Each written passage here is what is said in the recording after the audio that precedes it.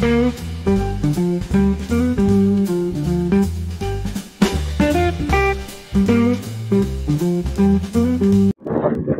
coup, aujourd'hui, je vais vous présenter une Golf 7 GTI Club Sport. Donc, c'est une édition qui est, du coup, c'est une GTI de base, mais qui a été limitée à 200 exemplaires dans chaque pays de l'Europe. Donc, ce qui en fait une voiture un peu plus unique. Elle peut se démarquer quand on compare au niveau du pare-choc. Pare-choc, là, ici, il y a les ouvertures là. Ici, la calandre qui est différente. La lame qui est d'origine sur celle-là. Après, il y a aussi les bas de caisse qui sont d'origine dessus. Le diffuseur arrière, le béquet aussi également, qui est spécifique vraiment à la Club Sport, qui ne peut pas être monté sur une autre GTI parce que le coffre est différent. Pareil pour le diffuseur qui a les grandes lames sur le côté.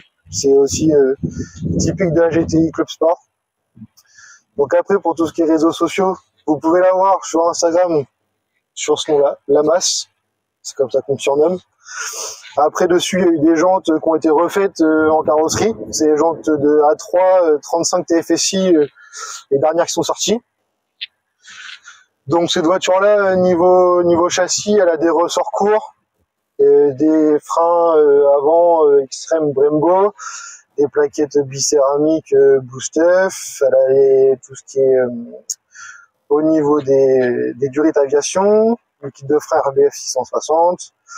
Après, niveau moteur, elle a une préparation stage 2, donc avec un décata, une ligne avec 2 silencieux à l'arrière, elle a une admission sur mesure qu'on peut voir sous le capot.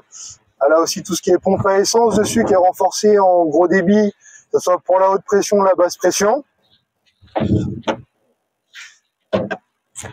Et du coup, maintenant, tout ce qui reste à faire dessus pour pouvoir passer en stage 3, c'est plus qu'un gros turbo. Elle a aussi un gros échangeur avec les grosses durites renforcées, etc. Donc du coup, il reste vraiment plus qu'à mettre un gros turbo, et puis ça, du coup, qui passera en époxy. Donc après aussi, en intérieur, pour pouvoir dire aussi ce qui est typique de la Club Sport, il y a eu plusieurs versions qui sont sorties. Il y a eu la version de base en siège en cuir que moi j'ai changé pour les sièges tissus parce que je préfère avec le damier vraiment typique de l'époque. Le volant en Alcantara qui est vraiment comme ça de base sur la Club Sport. Et après il y a aussi le pommeau qui est différent, qui est aussi en Alcantara. C'est vraiment les petites touches vraiment typiques de la Club Sport qui font vraiment qu'on les reconnaît comme ça à l'intérieur. Au niveau puissance? Niveau puissance, on est entre 430 et 450 chevaux. C'est du coup, j'ai mon entreprise de reprogrammation et du coup, je fais du développement. Ça, du coup, c'était mon ancien partenaire qui avait fait l'ancienne préparation qui était à 402 chevaux et 577 Nm. Mais comme du coup, j'ai ouvert mon entreprise, j'ai voulu faire une voiture vitrine, du coup, qui aura vraiment une grosse prépa faite par moi-même et du coup, pas par un confrère. Du coup, ça va être sur mon Instagram pour l'instant. Je suis en train de créer un site internet qui est au nom de LM Performance, du coup pour La Masse Performance. Du coup, je voulais l'appeler comme ça parce que tout le monde m'appelle vraiment comme ça sur les réseaux sociaux, sur même maintenant tout ce qui est personne de mon entourage m'appelle aussi comme ça un peu. Donc c'est pour ça du coup j'ai voulu rester sur ce nom-là. Donc du coup c'est LM Performance et plus précisément sur La Masse, vous pouvez m'avoir sur Instagram pour l'instant avant de créer un site internet.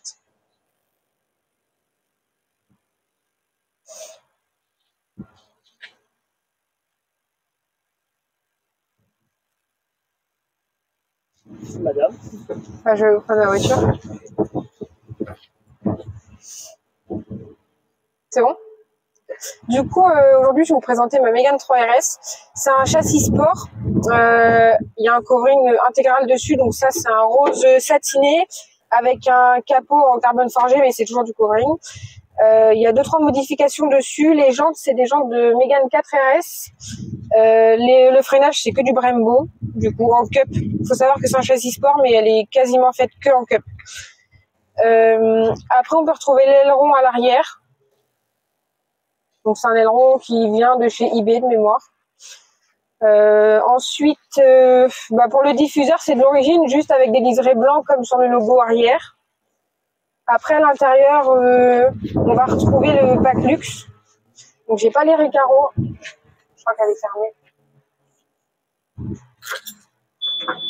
Ainsi que les réseaux sociaux ici. Donc là, c'est du pack luxe, siège chauffant, en cuir basique. Avec banquette arrière, elle n'est pas vidée. Donc au niveau de la préparation.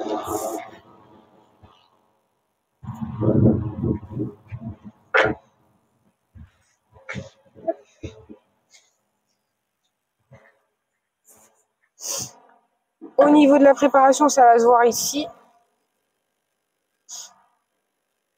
Donc du coup, elle a un stage 2. On lui a mis les durites renforcées. Elle a une dumb valve CLM Racing qui se trouve juste ici. Elle a un échangeur gros volume. Je ne sais pas s'il va se voir sur la vidéo. Juste là. Il a été fait sur mesure par Flexeo Sport. La ligne, du coup, j'ai un Decata Full Tube, Decata Moteur Tech Saint-Lô. Donc, ils sont mentionnés un peu partout sur la voiture. On va les retrouver sur la plaque. Ils sont sur le pare-brise, un peu partout. À l'intérieur, après, on va retrouver un ciel étoilé aussi qui a été fait. J'ai oublié de le mentionner plus tôt.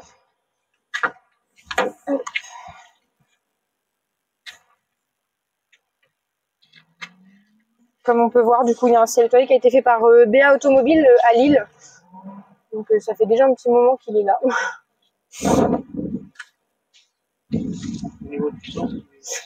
Niveau puissance, en fait, j'ai eu un problème lors du passage au banc avec ma dumb valve.